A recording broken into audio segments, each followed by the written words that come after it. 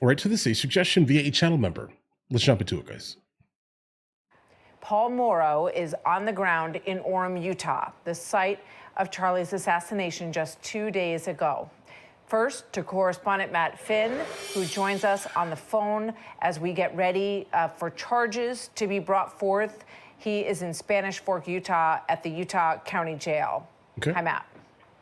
Hey, I'm sure there's some type of like a protective custody or something going on, most probably. Martha, a little bit of breaking news at this hour. We actually ended up outside of the family home where we believe the alleged shooter was staying before he turned himself into police. It's in Washington, Utah, which is near the St. George area. And outside of the family home is a gray Dodge Challenger, which authorities say the alleged shooter drove a Challenger on and off the university before he allegedly assassinated Charlie Kirk. We were surprised to see a Dodge Challenger still sitting here in the driveway of this family home. Not clear if it is the Dodge Challenger, but we were surprised to see one sitting here.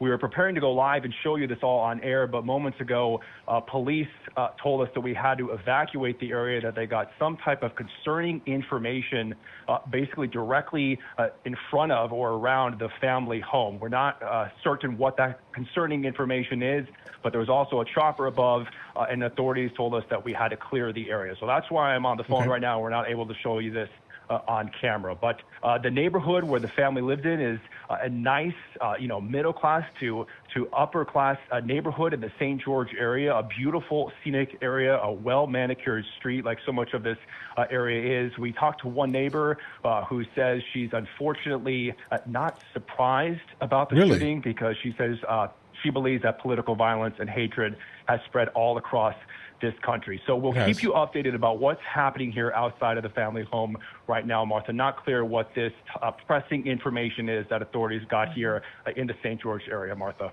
Okay, Matt, thank you very much. Keep us posted. Any developments outside the family home there as we are learning more and more about this young man and this really tragic, heinous crime that happened 2 days ago. With that, we bring in retired NYPD inspector and attorney Paul Morrow, Fox News contributor. He's live at the campus of Utah Valley University. Paul, good to have you with us today. I know that you've been talking to students on campus. I heard you this morning say that you were impressed with the young people there, and we know that the governor, Spencer Cox, said that he felt the same way, Paul. And I just, to that point, I want to put up these images. These are images from May 2020 after the George Floyd riots in big cities.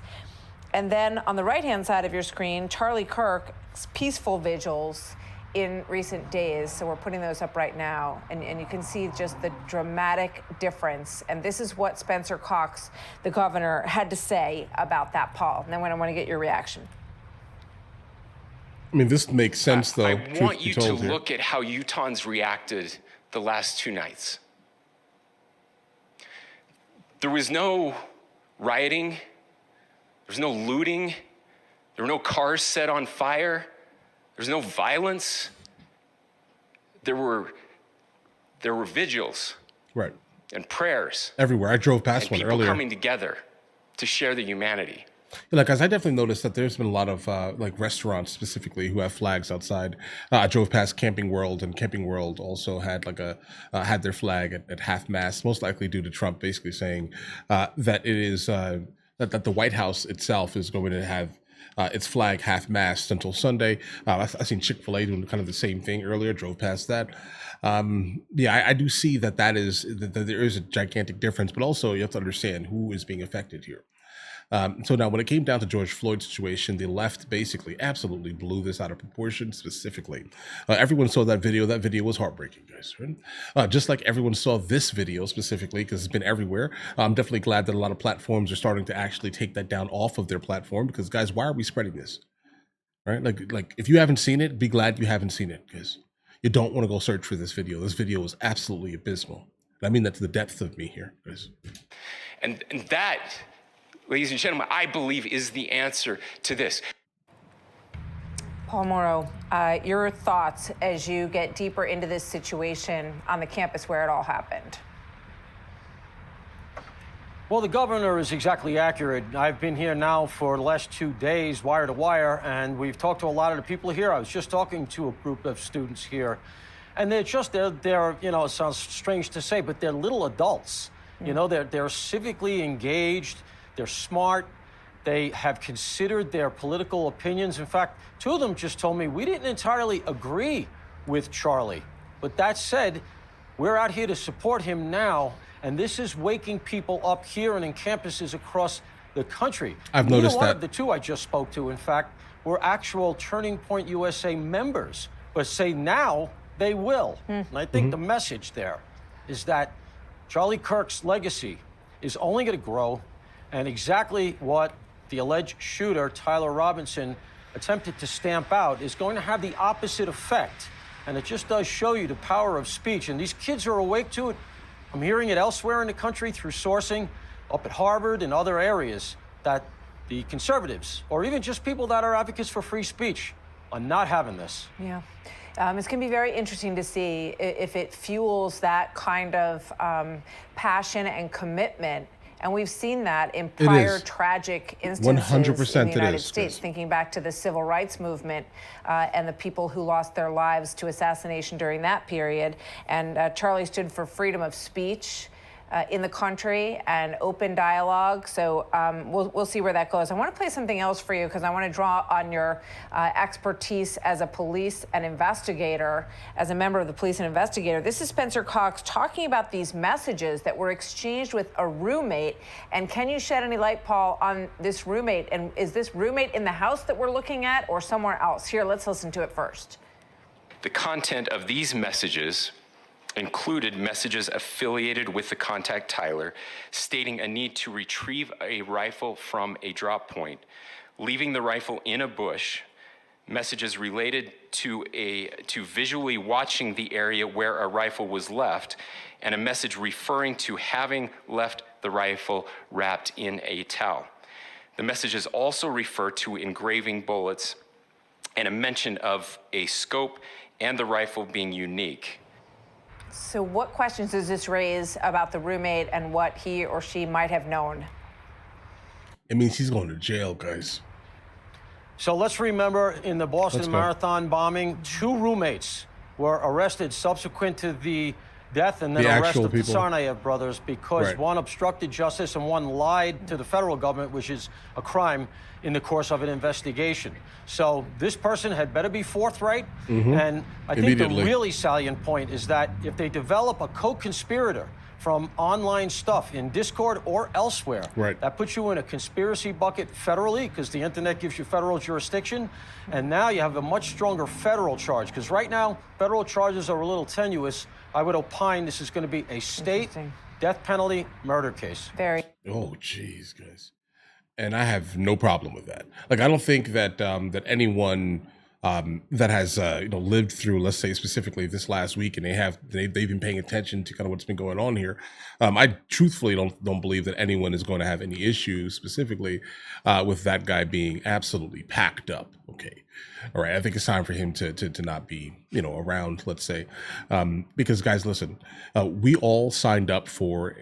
Basically, we all signed the social contract, right? We have said that, listen, the Constitution is kind of what we're going to live by. You're an American citizen. We're going to live by the U.S. Constitution, all right? And that definitely includes the First and Second Amendment and Third and Fourth and Fifth, et cetera, et cetera, et cetera. Go on, so on, let's say. And once you decide in your life that you're going to go ahead and go against every single thing that all of us have basically sat down and decided is going to be our rule of law, right? I don't think that you should be able to walk free, guys. Right? I mean, I also don't think that we should waste money funding his life imprisonment. Not him, not that guy, not guys like him. Right? I mean, that is so. Like it's been such an outrageous moment in our history here that I do think that something definitely needs to happen here, guys. I'm sorry, guys.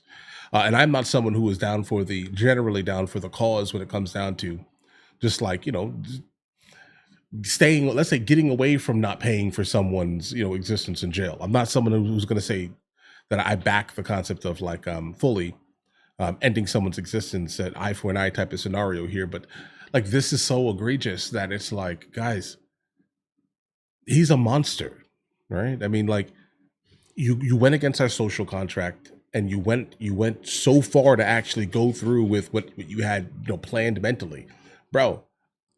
I don't want to pay for you. Period. Not you. Not you. No one like you guys, right?